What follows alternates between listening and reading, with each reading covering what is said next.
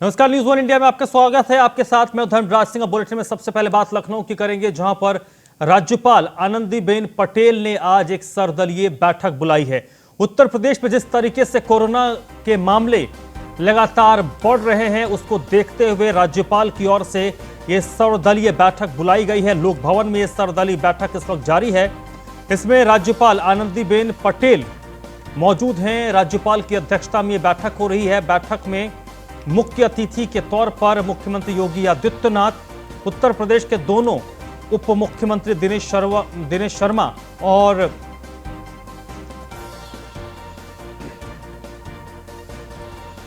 दोनों मुख्य deputy CM भी मौजूद हैं। सर्वदलीय बैठक में कांग्रेस, समाजवादी पार्टी, बीएसपी के नेताओं को आमंत्रण दिया गया है।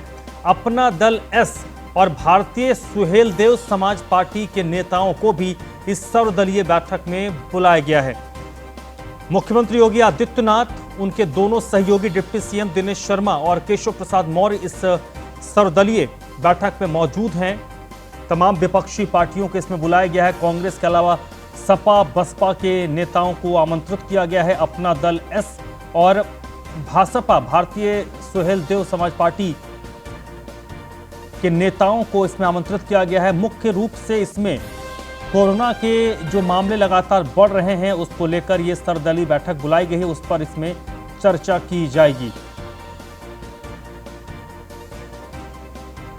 तो बैठक इस वक्त चल रही है और बैठक में चर्चा इस बात को लेकर हो रही है कि आखिर किस तरीके से कोरोना की इस लहर को रोका जाए। कोरोना का ये जो वेब है, इस पर कैसे अंकुश लगाया जाए। जो मामले आज की अगर बात करें तो आज 15,000 से ज्यादा मामले रिपोर्ट हुए हैं। 75,000 से ज्यादा एक्टिव केस इस वक्त उत्तर प्रदेश में है। ये एक चिंता का विषय है और इसमें सत्ता पक्ष यानी सरकार तो अपनी ओर से कोशिश कर ही रही है, लेकिन विपक्ष का इसमें क्या कुछ सुझाव हो, विपक्ष इसमें किस तरीके के क्या कुछ योगदान देना चाहता है, इसको लेकर एक राज्यपाल की ओर से सर्वदलीय बैठक बुलाई गई है, जो बैठक इस वक्त चल रही है। और इसमें फोकस इसी बात पर होगा कि कोरोना को उत्तर प्रदेश में कैसे बढ़ने से रोका जाए। और इस वक्त मुख्यमंत्री योगी आदित्यनाथ संबोधित कर रहे हैं।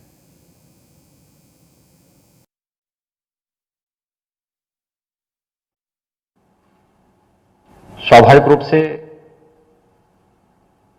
इस लड़ाई को लड़ने के लिए एक सामूहिकता सबकी आवश्यक है।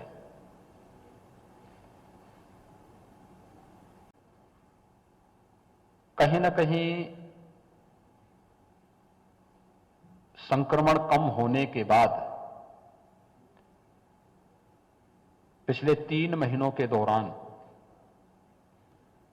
दिसंबर, जनवरी, फरवरी 3 महीने ऐसे थे जहां पर संक्रमण न्यूनतम स्तर पर आ गया था और फरवरी के अंत में तो यह भी स्थिति आई थी कि हम दहाई में आ गए थे। कोरोना के जो केसेस थे वह दहाई में आ गए थे और यह संभावना व्यक्त की जा रही थी कि यही ट्रेंड रहेगा तो हम लोग 15 मार्च के आसपास हम लोग ये मानते थे कि इसको हम इकाई में लाने में सफल होंगे। अधिकतर जनपद ऐसे थे जहां 000 मामले आ रहे थे, लेकिन दुनिया के अंदर एक नया स्ट्रेन आने से, और जो अक्सर होता है कि जब भी कोई वैक्सीन आता है तो इस प्रकार का वायरस अपना नेचर बदलता है और उसके बाद फिर एक खतरनाक रूप में सामने आता है। एक तीव्र संक्रमण उसी रूप में हम सबके सामने देखने को मिल रहा है। जो लापरवाही उस दौरान हर स्तर पर होने लग गई थी, सबने मान लिया कि अब तो कोरोना समाप्त, और वैक्सीन आने के बाद लोग और भी निश्चिंत हो गए, वह अब हम सबके सामने देखने को मिल रहा है। आज आप देख सकते हैं कि 15,000 पॉजिटिव केस उत्तर प्रदेश में एक दिन में आए हैं। महाराष्ट्र में यही संख्या 60,000 है। अन्य राज्यों में भी स्थिति इसी प्रकार से है। कहीं ना कहीं बीमारी के उपचार से महत्वपूर्ण बचाव और सावधानी है। और मैं धन्यवाद ज्ञापित करूंगा इस सर्वदलीय बैठक में दलीय नेताओं का, जिन्होंने प्रभावी कदम उठाने में हर प्रकार का सहयोग का आश्वासन दिया है। एक सकारात्मक पहल को आगे बढ़ाने में अपना योगदान देने के लिए पूरी तरह आश्वस्त किया है। खासतौर पर सरकार ने कॉन्टैक्ट ट्रेसिंग को, 100% टेस्टिंग को आगे बढ़ाने की कार्रवाई को आगे बढ़ाई। अन्य राज्यों से आने वाले जितने भी हमारे नागरिक हैं, railway station, airport, bus station पर एंटीजन टेस्ट की जांच प्रभावी ढंग से आगे बढ़ाने, फोकस टेस्टिंग को आगे बढ़ाने की कार्रवाई, आरटीपीसीआर की टेस्टिंग को 60 से 70% तक बढ़ाने और शेष एंटीजन टेस्ट को तेजी के साथ आगे बढ़ाने की कार्रवाई युद्ध स्तर पर कर रहे हैं। हम 0 से 2 लाख से ऊपर टेस्ट प्रतिदिन करने की क्षमता अर्जित कर चुके हैं। आज के दिन पे कमी किसी चीज की नहीं, केवल आम जनमानस का सहयोग इन सभी कार्यक्रमों के साथ। एक खास तौर पर कि जो भी पब्लिक प्लेसेस हैं, भीड़ भाड़ वाले स्थानों पर पब्लिक एड्रेस सिस्टम लगा करके लगातार इसके बारे में जागरूकता के कार्यक्रम प्रारंभ किए जा रहे हैं। लोगों को इसके बारे में जागरूक करने का प्रयास हो रहा है। मास्क पहनने और घर के बाहर निकलने के लिए मास्क की अनिवार्यता के बारे में सबसे आग्रह किया जा रहा है। हाई रिस्क कैटेगरी, जिसमें 10 वर्ष से कम के बच्चे, 60 साल से ऊपर की उम्र के नागरिक और किसी बीमारी से ग्रसित कोई भी नागरिक हो या गर्भवती महिलाएं हैं, इन सभी को हाई रिस्क कैटेगरी में रखा गया है कि घर के बाहर सार्वजनिक स्थानों पर वे लोग न निकलें, क्योंकि कुछ हद तक देखा जा रहा है कि जो संक्रमण है यह एयरबॉर्न हो चुका है, यानी हवा में भी इसके लक्षण देखने को मिल रहे हैं कुछ हद तक। इसलिए सतर्कता और भी आवश्यक है और उन लोगों के लिए जो हाई रिस्क कैटेगरी है उसमें उन लोगों को विशेष सतर्कता, सावधानी बरतने की आवश्यकता है। एक तो इसके बारे में अगर अपील हर एक स्तर पर होती है, सर्वदलीय बैठक की अपील तो जाएगी जो आदरणीय राज्यपाल महोदय की अध्यक्षता में यहां पे आयोजित हो रही है, लेकिन हम अपने दैनिक कार्यक्रम में भी संवाद बनाते हैं, टेलीफोन से बातचीत करते हैं, अपील जारी करते हैं, उसमें भी अगर इस प्रकार की चीजें जाएं कि हाई रिस्क कैटेगरी के लोग बाहर ना निकलें और बाहर अगर किसी को आवश्यक कार्य निकलना ही है तो वह आवश्यक है कि मास्क अनिवार्य रूप से वह धारण करें। किसी वस्तु को बाहर छूना है तो या तो ग्लव्स पहन करके जाएं और नहीं तो जाते हैं तो उसको फिर किसी चीज को छूने के बाद सैनिटाइजर से अपने हाथ को साफ कर लें या पानी से, साबुन से अपने हाथ को धो दें। ये कुछ सावधानी अगर हम लोग बरत लेते हैं तो प्रत्येक नागरिक अगर इसको लागू करता है तो उसमें काफी बड़ी मात्रा में हम लोग संक्रमण की चेन को रोकने में सफल हो सकते हैं।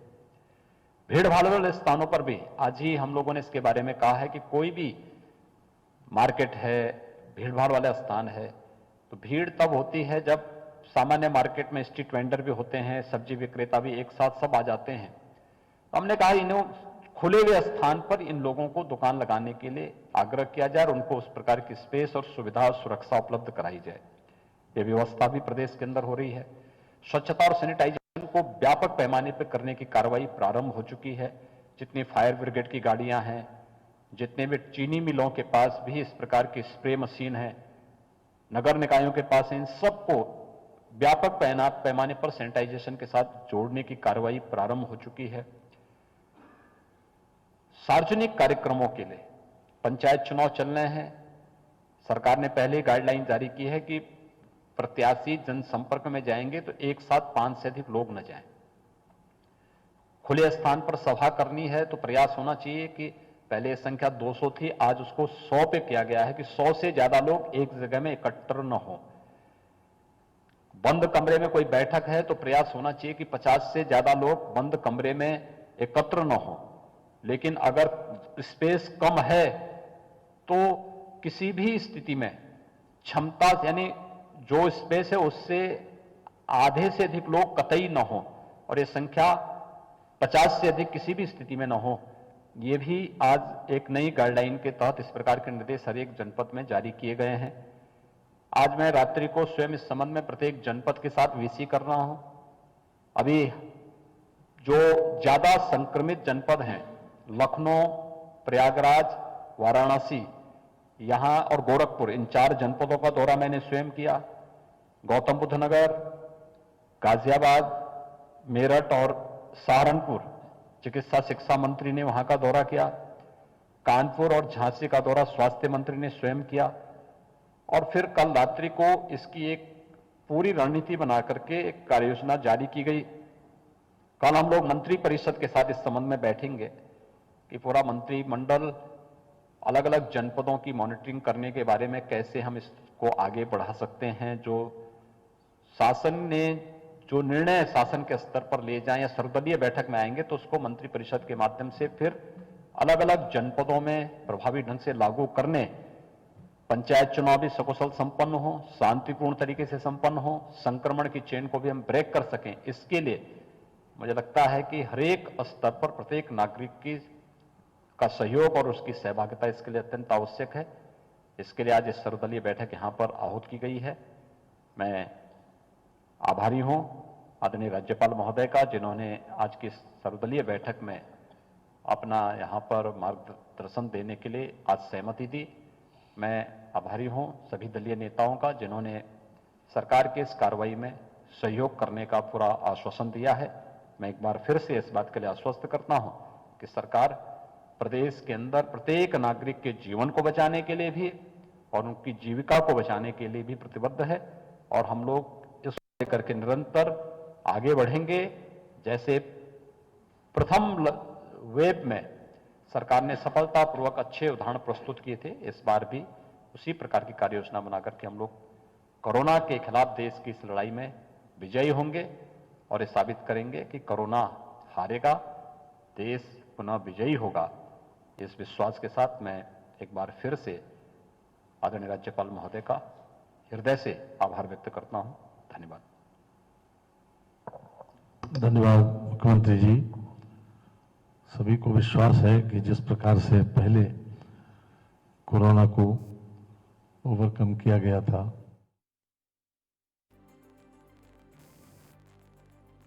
किया जाएगा। अब मैं कार्यक्रम के अंतिम चरण में आज की कार्यक्रम की अध्यक्षा और उत्तर प्रदेश की महामहिम राज्यपाल, जो अपनी संवेदनशीलता के लिए चर्चित है, मैं उनसे प्रार्थना करूंगा कि आज के इस अवसर पर हमारा मार्गदर्शन करें। आदरणीय आनंदीबेन पटेल जी। राज्य के यशस्वी मुख्यमंत्री आदरणीय योगी जी, उप मुख्यमंत्री श्री केशव प्रसाद जी, उप मुख्यमंत्री श्री दिनेश शर्मा जी, सर्वदलीय पार्टी के सभी अध्यक्ष श्री स्वतंत्र देव जी, सोहेल जी और लालजी जी, सभी अधिकारी,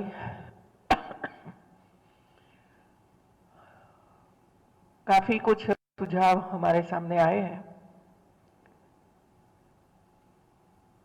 सुझाव के अनुसार राज्य सरकार इसका इम्प्लीमेंटेशन जरूर करेगा मित्रों, लेकिन हम सब ये समझते हैं कि पहले जो 1 साल में जो काम हुआ, बहुत तेजी से काम हुआ।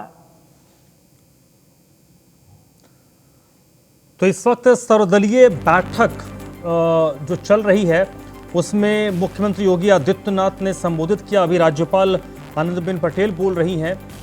मुख्य तौर पर इसमें फोकस इसी बात को लेकर दिया गया है, जो मुख्यमंत्री ने कहा है कि कल एक मंत्रिपरिषद की भी बैठक होगी, उसमें अलग अलग जो प्रभावित जनपद हैं वहां पर मंत्रियों की ड्यूटी लगाई जाएगी।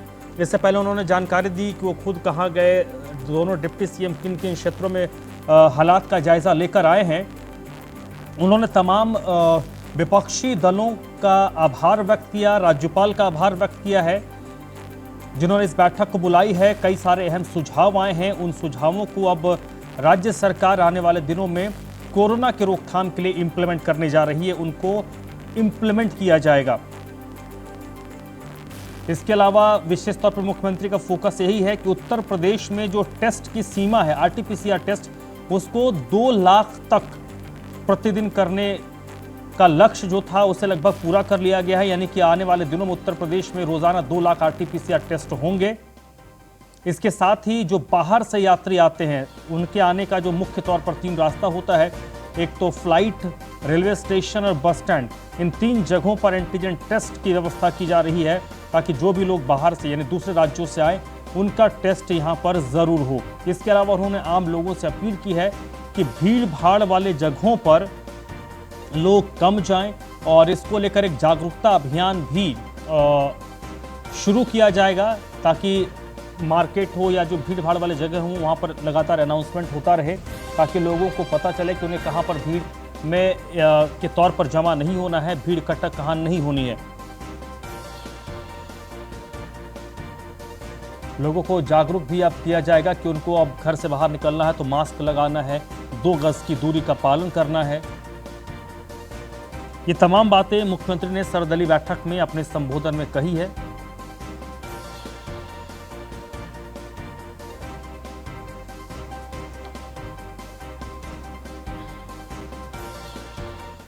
तो इस वक्त नीलेश चौहान मेरे साथ लखनऊ से जुड़ रहे हैं इसी पर ज्यादा बातचीत के लिए। नीलेश, मुख्यमंत्री का संबोधन हो गया, मुख्यमंत्री की बातों से तो ये साफ लग रहा था कि कई सारे सुझाव आए हैं और सबसे अच्छी बात जो उन्होंने कही कि कल से संभवतः 2 लाख के करीब आरटीपीसीआर टेस्ट उत्तर प्रदेश में होंगे, क्योंकि ये सबको पता है कि टेस्टिंग और ट्रेसिंग से ही इससे कोविड को हम हरा सकते हैं।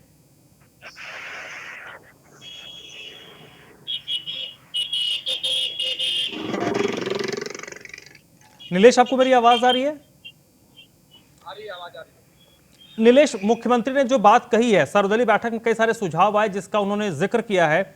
एक इंपॉर्टेंट बात उन्होंने कही है, आगे का प्लान बता दिया है कि अलग अलग मंत्रियों के ड्यूटी लगाई जाए। कल मंत्रिपरिषद की बैठक होगी, फिर अलग अलग जो प्रभावित जिले हैं वहां पर मंत्रियों की ड्यूटी लगेगी। टेस्टिंग को बढ़ाने पर विशेष तौर पर जोर दिया गया है कि 2 लाख टेस्ट आरटीपीसीआर अब उत्तर प्रदेश में हर रोज होंगे।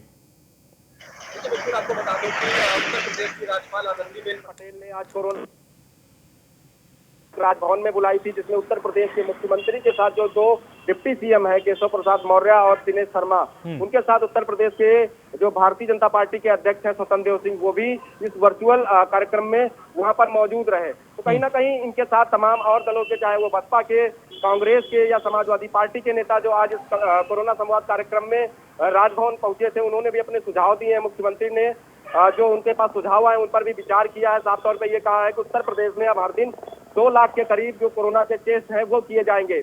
जब कोरोना के टेस्ट 2 लाख के करीब होंगे तो कहीं ना कहीं मरीजों की संख्या में जरूर इजाफा होगा, लेकिन उसको कंट्रोल करने में काफी ज्यादा सहूलियत मिलेगी। उसके अलावा उत्तर प्रदेश के मुख्यमंत्री योगी आदित्यनाथ ने और भी तस्वीरें साफ कर दी है कि अब जो सबसे ज्यादा कोरोना प्रभावित शहर है, जिले हैं, वहां पर उत्तर प्रदेश सरकार के मुख्यमंत्री के निर्देश पर जो मंत्री हैं वहां पर उनके देखरेख में अभियान चलाया जाएगा, चाहे वो टीकाकरण का महाअभियान हो या फिर जो टेस्टिंग की बात मुख्यमंत्री के द्वारा कही गई है कि 2 लाख टेस्ट हर दिन अब कराए जाएंगे। तो कहीं ना कहीं अब एक रोड मैप तैयार कर लिया गया है मुख्यमंत्री योगी आदित्यनाथ के द्वारा, जिसके माध्यम से अब उत्तर प्रदेश में फैलते हुए कोरोना के प्रकोप को रोकने की कवायद तेज की जाएगी।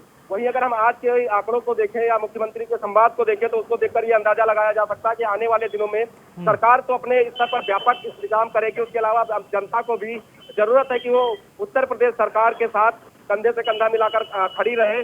जो स्वास्थ्य विभाग की गाइडलाइन है उसका पालन करे, WHO की जो गाइडलाइन है उसका पालन करे, मास्क लगाए, 2 गज की दूरी अपनाए, तभी जो उत्तर प्रदेश में बढ़ता हुआ कोरोना का ग्राफ है उसको रोका जा सकता है। तो आज ये सर्वदलीय बैठक राजभवन में की गई, जिसमें सभी दलों के लगभग नेता पहुंचे थे। उन्होंने अपने अपने सुझाव दिए हैं। उन सुझावों पर उत्तर प्रदेश की राज्यपाल आनंदीबेन पटेल ने विचार किया है, मुख्यमंत्री योगी आदित्यनाथ ने विचार किया है और आने वाले समय में देखा जाएगा कि उत्तर प्रदेश में किस तरीके की व्यवस्थाएं सरकार के द्वारा की जाएंगी।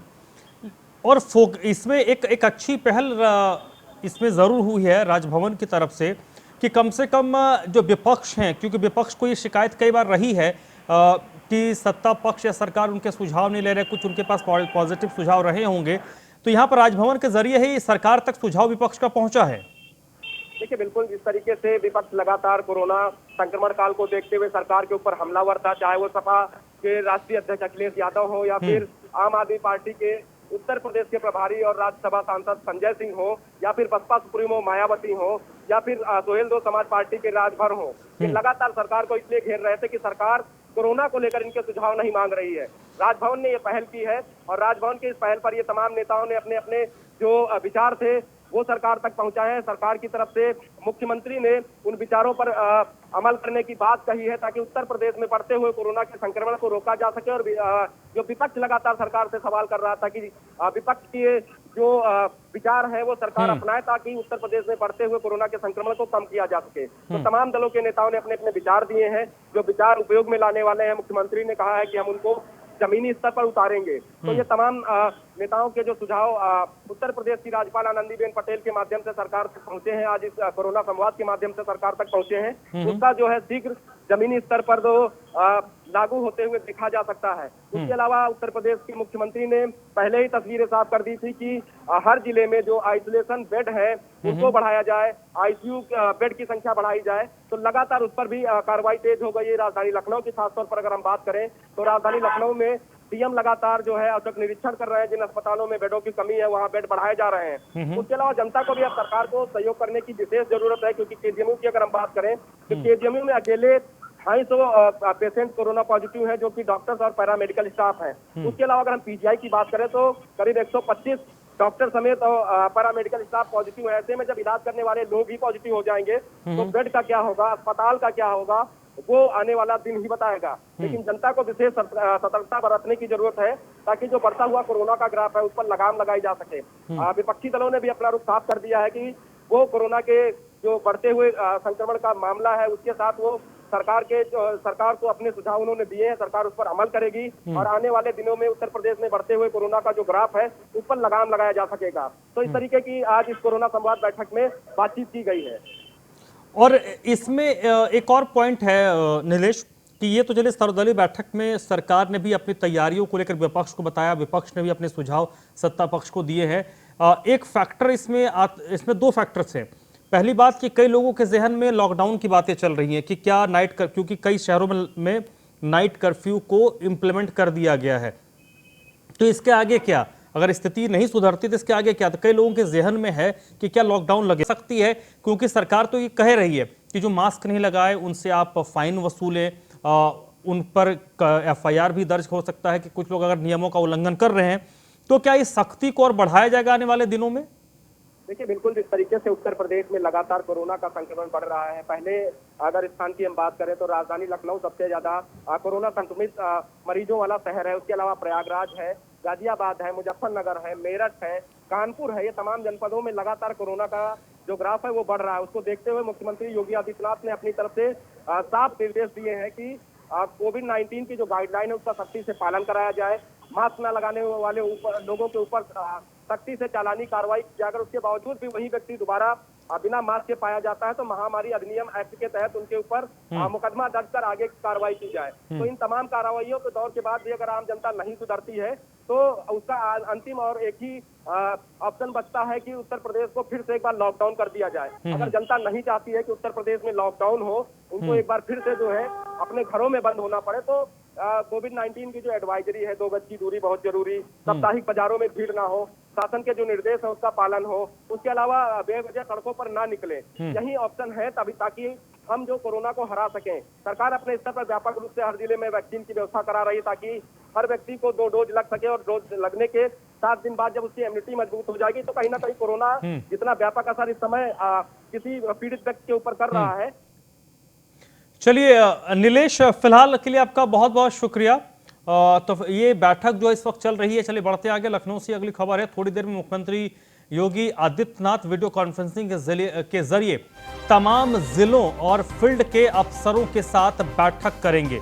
वीडियो कॉन्फ्रेंसिंग के जरिए तमाम जो जिलों में फील्ड पर अफसर हैं उनके साथ वो एक बैठक करने वाले हैं। शाम को 7:30 बजे के करीब ये बैठक शुरू होगी। लखनऊ में ये बैठक होगी और इसमें लखनऊ के तमाम जो बड़े अधिकारी हैं अलग अलग विभागों के मौजूद होंगे। और इसके अलावा जो वीडियो कॉन्फ्रेंसिंग से जो अधिकारी जोड़ेंगे उनमें जिलों के डीएम होंगे, एसएसपी होंगे, एडीजी होंगे और जो जहां कमिश्नरेट है उनके कमिश्नर भी संभवतः इसमें जुड़ सकते हैं। इस बुलेटिन में फिलहाल इतना ही।